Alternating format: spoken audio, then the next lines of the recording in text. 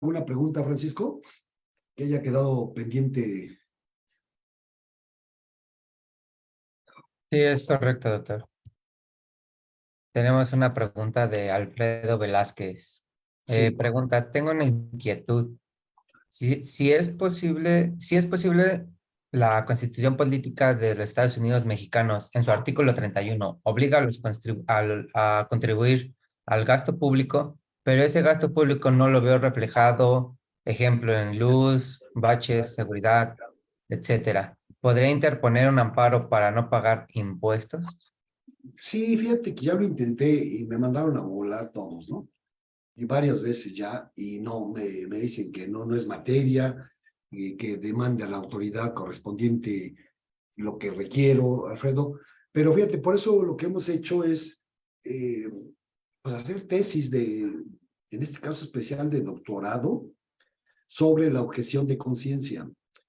Ya tenemos una ya con examen profesional, con grado y todo, sobre la objeción de conciencia en materia fiscal, el por qué no debo de pagar impuestos si la autoridad no cumple con su obligación. Hay muy buenos razonamientos, muy buena justificación, y si seguimos insistiendo, seguramente va a prosperar. Porque la autoridad tiene obligación de, según la Constitución, de salvaguardar mi integridad física, mis bienes muebles e inmuebles. O sea, ellos deben de cuidarme, aparte de educación, alimentación, salud y una serie de obligaciones que están en la Constitución, que el Estado no proporciona como lo dice la Constitución. Pero a mí sí me obligan a pagar impuestos, si no los pago, pues me van a sancionar, me van a embargar, me pueden meter hasta la cárcel por defraudación fiscal, ¿no? Sí, yo le intentaría, Alfredo, un amparo indirecto y alegando la objeción de conciencia. Si te contestan, me contactas para ver qué te contestaron, confrontarlo con los míos. Yo he presentado dos y ver cuáles son los argumentos del juez de distrito para decirnos que no procede, para buscarle por donde sí podemos penetrar, ¿no? Y en una de esas anda pegando y andan dejando a salvo a un contribuyente de no pagar hasta que el Estado, porque podemos demostrar que no tiene seguridad, no hay bacheo, no hay alumbrado, no hay vigilancia, drenaje, alcantarilla, o sea, el Estado no cumple, ¿sí? Y que no se han echando responsabilidades de que es problema estatal o municipal. ¿Sí? Porque yo tengo que pagar los impuestos federales. ¿Para qué son? Habría que hacer un estudio, que ya lo tengo, para cuál es el destino del gasto público. Luego, ¿en qué se lo van a gastar? ¿Dónde viene etiquetado? Y entonces no cumplen con ello. Porque se avientan la bolita, es problema estatal, es problema de tu ayuntamiento, demándalos a ellos. Pero hay que seguir intentándolo, Alfredo, eso sí, invariablemente. Muy bien, ¿alguna otra, Francisco? Por el momento no tenemos más preguntas, doctor. Muchas gracias. Bien, vamos con amparo directo.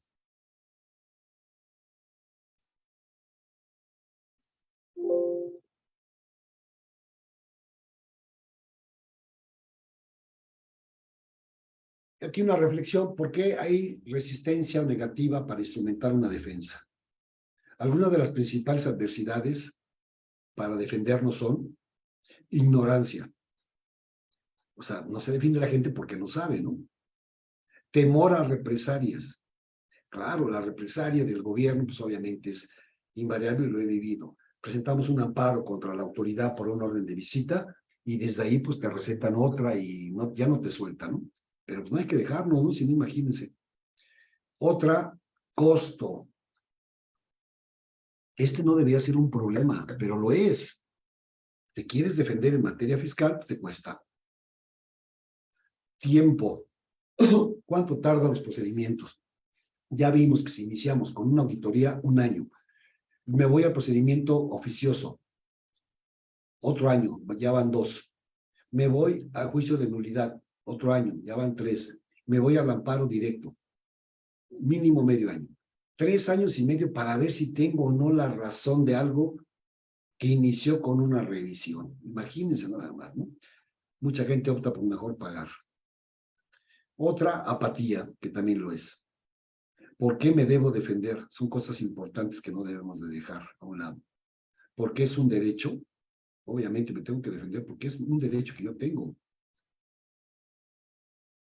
para frenar y reprimir abusos de autoridad de los propios legisladores e incluso de los juzgadores, por dignidad, respeto y valor civil. Y una muy importante, para proteger mi patrimonio, ¿no?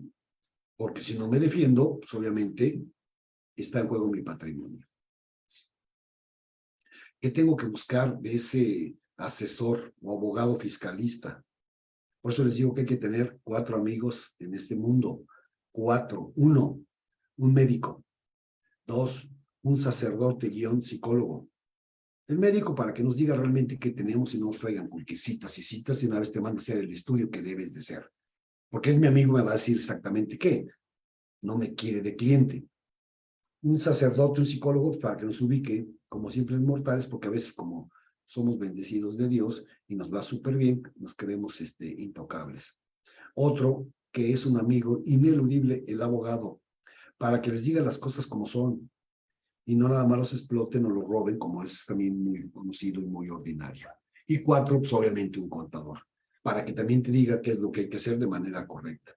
Y como es mi amigo, no mi conocido, mi amigo, me va a decir exactamente qué es lo que vamos a hacer. En esto tiene que estar la honradez, la sensibilidad, tenacidad, la pasión, la minuciosidad, la pulcritud, exactitud, respeto, evitar rodeos, autocrítica y contar con un plan B.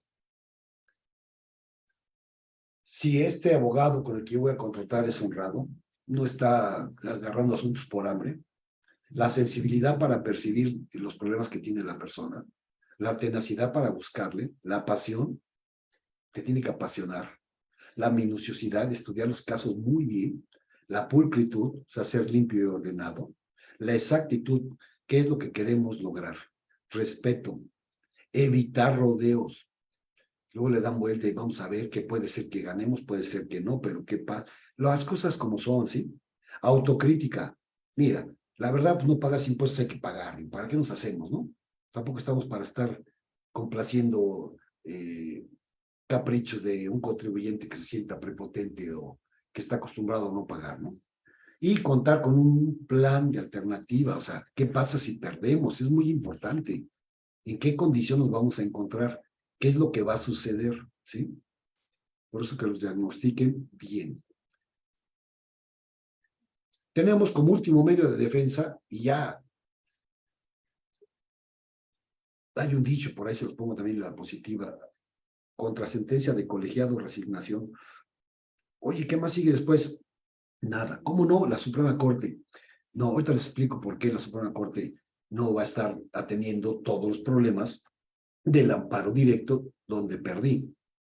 Pero bueno, se llama amparo directo, el fundamento está en la ley de amparo, plazo 15 días en términos del artículo 17 de la propia ley de amparo, ante quien se promueve ante los tribunales colegiados de circuito.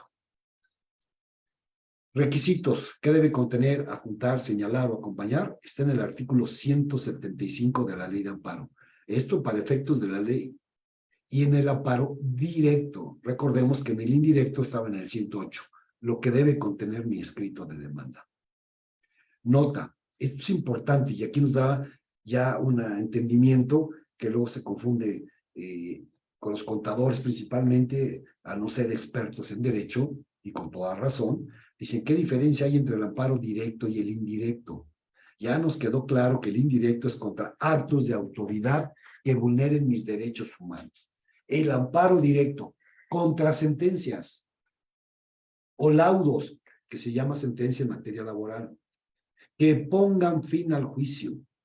O sea, ya agoté todo, me fui al Tribunal Federal de Justicia Administrativa y perdí. Nada más me queda el amparo directo. El amparo es contra la sentencia de la sala del tribunal que conoció del juicio de nulidad, que no me dio la razón, que perdí y por ende acudo como último instancia, última alternativa, al amparo directo. Vale la pena señalar que Si gané el juicio en el Tribunal Federal de Justicia Administrativa, la autoridad puede impugnar esa sentencia. Ellos no le llaman amparo, se llama recurso de revisión. El SAT, el IMSS o el Infonavit, en algunos casos, puede impugnar la sentencia del tribunal que salió a favor del contribuyente. La estadística del Poder Judicial es que se va a confirmar la sentencia. Difícilmente te la van a modificar. Pero al revés es lo mismo. Yo, contribuyente, perdí en el juicio ante el Tribunal Federal. Dijeron los magistrados que no tenía razón, etcétera, etcétera. Perdí. Y algunos abogados les venden humo, fantasías, y les dicen, en el amparo directo ganamos, pero te cuesta tanto, ¿no? Ya es nuestra última opción. Para que se modifique en un amparo directo la sentencia de la sala está muy difícil. Sí se puede, desde luego que sí, pero en razón a proporción, porcentajes, si ya ganamos en el tribunal, difícilmente lo va a modificar el colegiado. Si ya perdimos en el tribunal, difícilmente lo va a modificar en el colegiado en amparo directo. Esa es la regla. Desde luego que hay amparos que se obtienen y ordenan a la sala que modifique la sentencia porque tengo la razón. Pero ya es una cuestión ya muy técnica, muy estudiada, porque se tienen que alegar en el colegiado cuestiones de constitucionalidad de las normas. No es repetir lo que demandé y alegué y justamente demostré en el Tribunal Federal. Eso ya quedó y no me hicieron caso.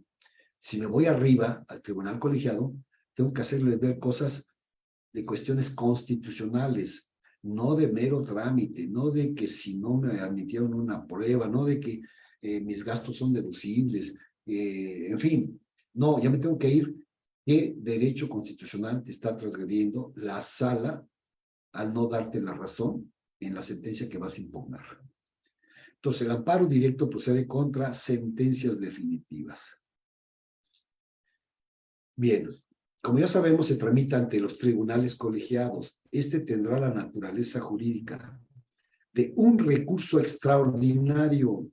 Muchos abogados presentan el amparo a sabiendas que está perdido. Lo hacen nada más para cobrar. Ya cobraron con el recurso de revocación.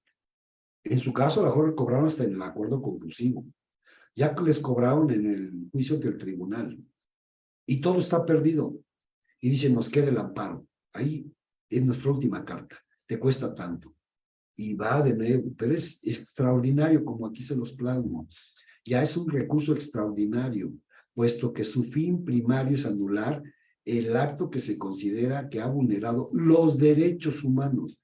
A ver, de la sentencia del Tribunal Federal de Justicia Administrativa, ¿qué derecho humano transgredieron los magistrados? A lo mejor ninguno. Entonces, ¿qué voy a alegar en el amparo directo? Nada. Y además pagan y se pierden. ¿De acuerdo? Lo anterior en virtud del control de legalidad, donde el Tribunal de Amparo se convierte en un tribunal revisor. Va a revisar la sentencia del Tribunal Federal de Justicia Administrativa. Lo va a revisar. Pero acuérdense que no hay suplencia de la deficiencia de la queja. En materia penal, en materia laboral, en materia agraria, en materia familiar, sí hay suplencia. ¿Esto qué es? Que si me voy al amparo directo en esas materias, de oficio los magistrados tienen que revisar incluso si el abogado hizo bien las cosas o no. Y si las hizo mal, ellos componen los conceptos de impugnación. Fíjense qué interesante. ¿Por qué en materia fiscal no hay suplencia de la queja? ¿A qué le tienen miedo, no?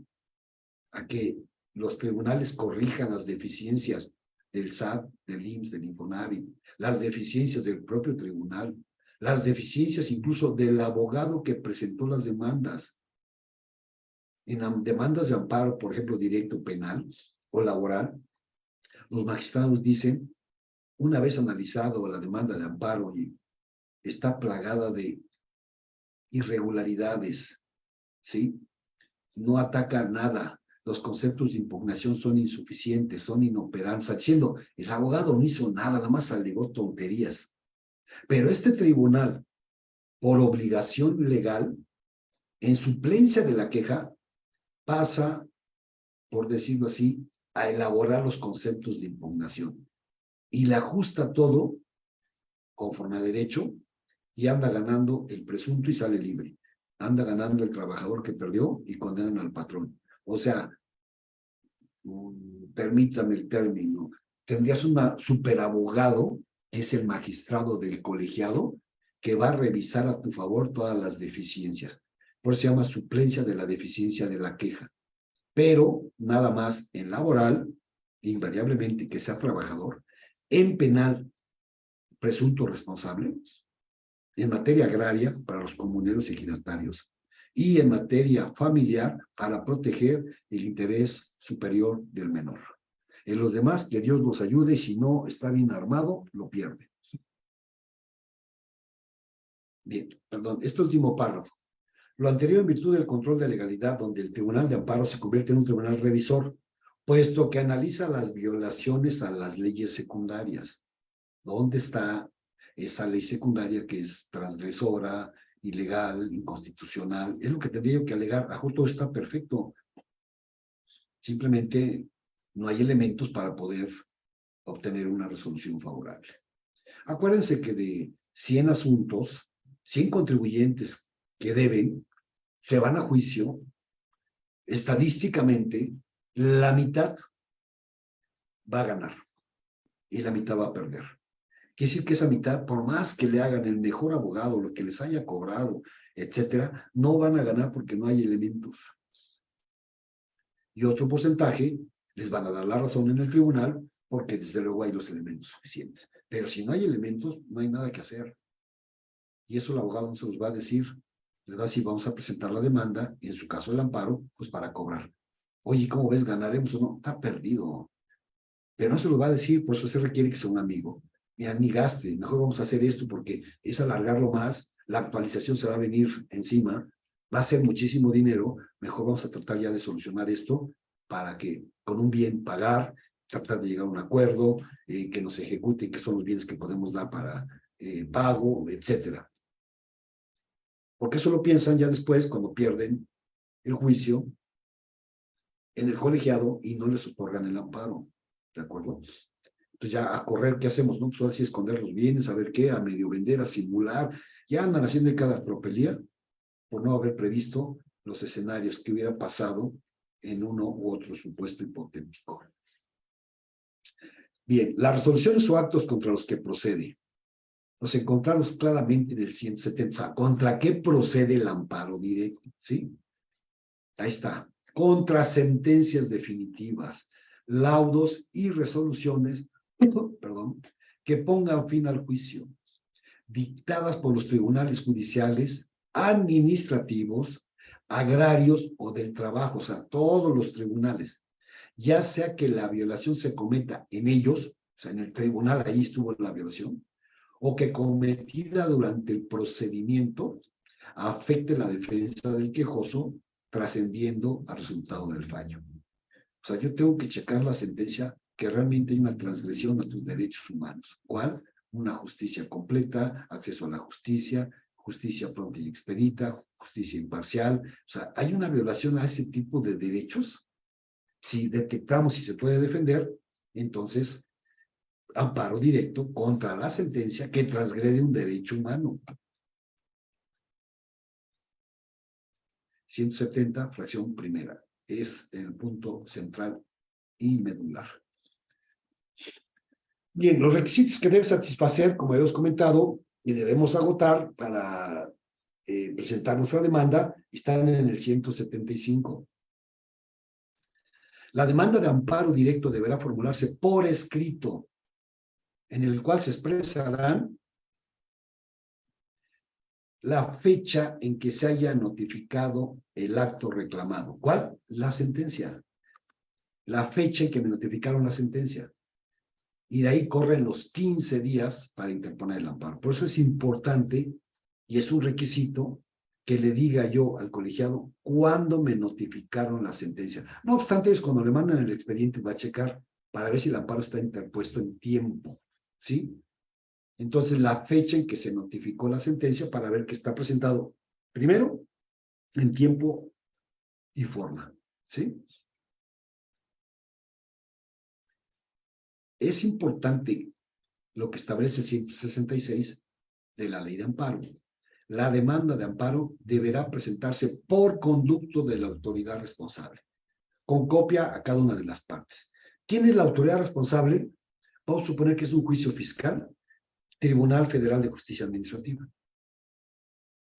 Ahí presenté mi demanda de nulidad, sale la sentencia, la leo, se perdió.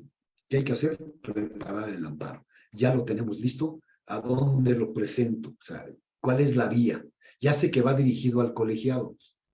La vía es a través de la autoridad que emitió el acto, la sentencia. O sea, lo presento al Tribunal Federal de Justicia Administrativa. Y entonces le pongo magistrados del Tribunal Federal de Justicia Administrativa. Vengo a interponer demanda de amparo directo contra la sentencia que ustedes dictaron en fecha tal. Adjunto la demanda de amparo. O sea, presento una hoja, par de hojas, donde hago esta presentación y adjunto mi amparo de 10, 15, 20, 100 hojas. Solicitando se remita al tribunal colegiado. ¿Qué va a hacer el Tribunal Federal de Justicia Administrativa? Se tiene por presentada la demanda de amparo, remítase al colegiado. Punto. O sea, ese conducto, o sea, ahí la presento y ellos la mandan al tribunal colegiado correspondiente. Ya después tendré que checar en el colegiado y el seguimiento de mi amparo. Llega ya, la radican y van a decir se tiene por presentar en tiempo, somos competentes, vamos a entrar al análisis, falta un papel, falta esto, en fin, ya empezarán a sustanciar lo que se requiere en el amparo. ¿Sí o no, Eli Cuenca? Se está oyendo así, está moviendo la cabeza. Sí, sí se la sabe, nada más que. Pero bueno, es trascendental dejar claro que la diferencia entre amparo directo e indirecto gravita no tanto en su definición, porque los juristas agrupan ambas figuras, denominándolas amparo. Entonces, la separación de ellas radica en la procedencia de uno u otro, claro, donde los dos son amparo, y así quedó como que en la bola, no. Radica la diferencia entre estos dos, ¿sí? Para el caso que nos ocupa, amparo directo se reitera contra sentencias definitivas que emita el Tribunal Federal de Justicia Administrativa. No me puedo ir a un amparo directo a medio juicio. Es que violaron un derecho a medio juicio ante el tribunal. En todo caso, un amparo indirecto contra el acto del tribunal que está transgrediendo mi derecho constitucional. ¿Sí? Amparo directo solo contra sentencias definitivas. Se dice en el ámbito jurídico que contra sentencias del tribunal colegiado de circuito no procede nada, es decir, resignación. Ya sé que me van a decir que procede el recurso de revisión ante la Suprema Corte, porque la ley establece contra las sentencias de colegiado, te puedes ir en revisión a la Corte. Nada más que imagínense lo excepcional, lo importante, lo trascendente de mi asunto para que la Corte lo conozca. Tiene que haber algo de tal importancia, incluso nacional, que el asunto pueda afectar a otras personas y la Corte tiene que poner un orden, analizar el caso. Más tarde en llegar el amparo que impugné ante el colegiado a través de la revisión, si impugno, obviamente lo van a mandar a la Corte. Pero les digo, más tarde en presentar mi recurso de revisión hacia la Corte, que cuando llega a la Corte lo regresan.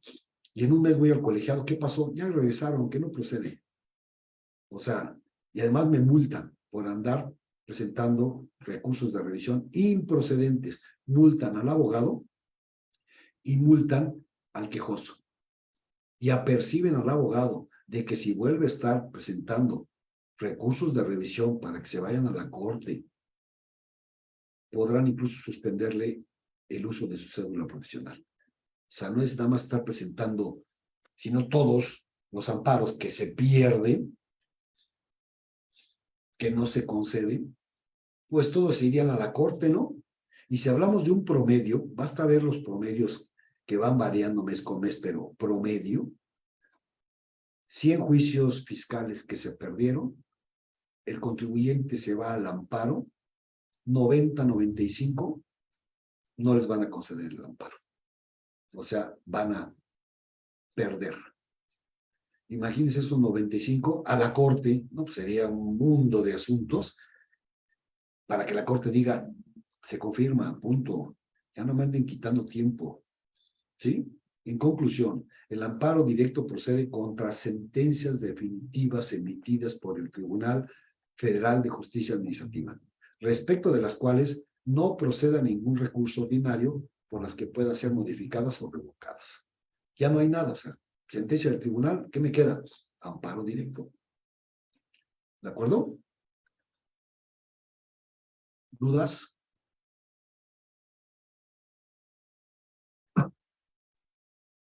¿Alguna Sí, pregunta o duda, Francisco? sí, profesor. Tenemos una pregunta de Alfredo Velázquez. Sí. Pregunta, yo en materia laboral gané un juicio y además me concedieron el amparo. El magistrado dio resolución de cosa juzgada. El patrón metió otro juicio que se debía sobreseer y con artimañas dieron vuelta a la resolución inicial. ¿Puedo hacer valer mis derechos? Híjoles, es que hay que ver en qué estatus está, Alfredo. Dices que cosa juzgada, pero que aquellos meten un recurso y voltean la resolución, vamos a decir. Puede ser valer tus derechos, hay que ver en qué momento procesal estás para ver qué sigue, o sea, ya fueron al colegiado, dónde se movió esa resolución, porque dice que es cosa juzgada y luego le dieron vuelta. La cosa juzgada es cuando ya no hay nada que hacer, o sea, ya quedó firme la sentencia, ya causó ejecutoria, ya es cosa juzgada. ¿Cuándo es esto? Por ejemplo, una demanda ante el Tribunal Federal de Justicia Administrativa. Se presenta, sale la sentencia y no se ampara el que perdió. No se ampara. Pasan los 15 días, el tribunal certifica y dice, esta sentencia salió el día 1, estamos a 30, pasaron los 15 días, queda como cosa juzgada, queda sentencia firme, cosa ejecutoriada. O sea, ya no hay nada que hacer, ¿eh? Después te enteras y dices, oye, vamos a ampararlo. No, ya se nos fueron los 15 días. Es que no chequé el boletín, es que no verifiqué, se me fue el plazo, ¿cómo puede ser? Pero podríamos haber ganado en el amparo. Ya es cosa juzgada, o sea, ya no hay nada que hacer, ¿sí? O sea, ya perdiste.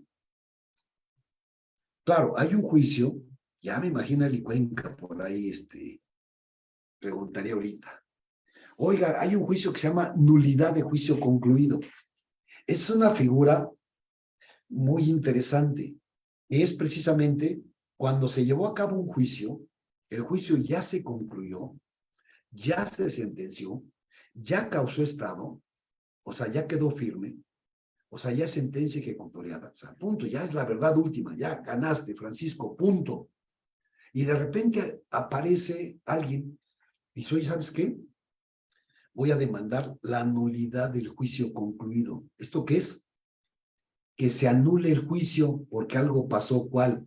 No me llamaron a juicio y yo soy parte importante ahí. Tiene que haber un motivo, una justificación para que el juez anule un juicio, ¿se imaginan? Si no, pues todos demandarían nulidad de juicio concluido. Juicio que perdí, se me fue el plazo, vamos a meter la nulidad de juicio concluido. Es una figura excepcional cuando pasan cosas excepcionales y da motivo a que el juez que conoció del asunto lo revise y en su caso anule el juicio y cree uno nuevo. Ahora sí ya subsanando algo que sucedió. Pero son casos muy excepcionales. Ejemplo, se va a trabajar una persona a Estados Unidos y la esposa aquí le demanda el divorcio. Y sabe que está en Estados Unidos. Hasta le manda dinero. Se mandan WhatsApp. Pero mientras aquí, este ya no va a regresar. Se fue de mojado. Si regresa, pues lo agarran y para pasarse está muy complicado. Ya lleva 10 años allá. Me voy a divorciar para poder disponer de los bienes, para poderme casar de nuevo, para, en fin, hacer muchas cosas. y demanda el divorcio, la guardia y custodia, la patria potestad, que la repartición de los bienes, o sea, se despacha sola. Ya, asunto concluido, un juicio, lo emplazaron, no compareció, lo emplazaron por edictos, por boletín, o sea, ella según diciendo que no sabe dónde anda. Entonces se termina el juicio, se va en rebeldía, hay sentencia, la sentencia no la impugnan, causa estado, cosa juzgada, sentencia definitiva, sentencia ejecutoriada. Ya, esa es la verdad legal última. Regresa el marido y dijera la canción, otro ocupa mi lugar, ¿no? Entonces, a ver, momento, voy a demandar que se anule ese juicio. ¿Cómo que ya estoy divorciado? Ya repartieron los bienes, que se le quedaron todos, que la guardia y custodia para mis hijos, la patria potestad, perdí el derecho de convivencia. O sea, espérame, si sabía yo dónde andaba, entonces me dice que ya estamos divorciados, que ya perdí todo, etcétera, y hasta la casa la vendió. Me pongo a investigar, busco el expediente, lo checo, para ver cuándo me lo hablaron a mí, cuándo me notificaron o qué pasó ahí. Y resulta que ella manifestó en su demanda que no sabía de mí. Tenía 10 años que no sabía, me fui y ya nunca regresé. A ver, un momento. Presento demanda de juicio concluido o mentira. Este juicio se llevó engañándote, juez. Pido que se anule, ¿sí? Nulidad de juicio concluido. ¿Cuáles son mis elementos? Los mensajes de WhatsApp, las fotografías, el dinero que yo le mandaba de allá acá y ella cobraba, o sea, ella sabía dónde estaba y manifestó con un fraude al juez de que no sabía dónde estaba. Y el juez pues me notificó por edictos, por boletín, publicaciones en el periódico, pues yo no comparecí, hizo lo que se debería de hacer, pero ella engañó. Si yo le compruebo al juez que ella engañó al juez, el juez anula el juicio, o sea, lo deja en cero, se anuló, no vale. Pero esa es una excepción muy complicada de demostrar. Si no, le repito, todo aquel que perdió un juicio, no lo impugnó, pues demandaría nulidad de juicio concluido, ¿no? Dejo si tengo aquí el libro de nulidad de juicio concluido. No. El infierno, legislación, no. Ah, no tengo el de Usucapión, el nuevo. Es que lo estoy leyendo, está muy bueno. Juicio de Usucapión. Formulario de Usucapión. La Usucapión es en el Estado de México. En la Ciudad de México se llama prescripción positiva.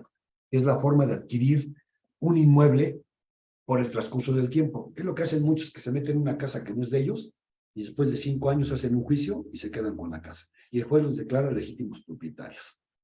Pero bueno, regresando a lo que decías, Alfredo, habría que ver el estatus que se encuentre, por si te comentaron de la nulidad de juicio concluido, ya les expliqué que es un caso muy excepcional. Habría que demostrar que faltó ahí algo importante, es llamar a una de las partes o algo, para que el juez se atreva a anular su propio juicio. Imagínense, ¿no?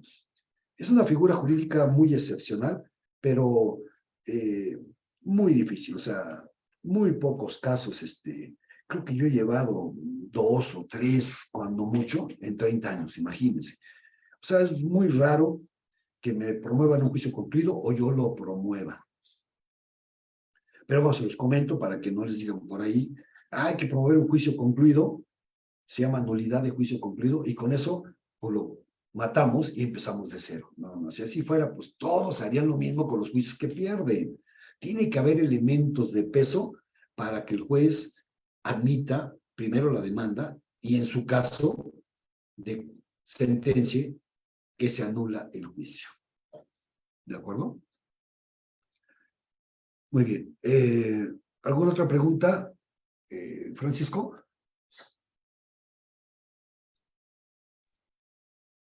Sí, doctor, tenemos una pregunta de Eunice.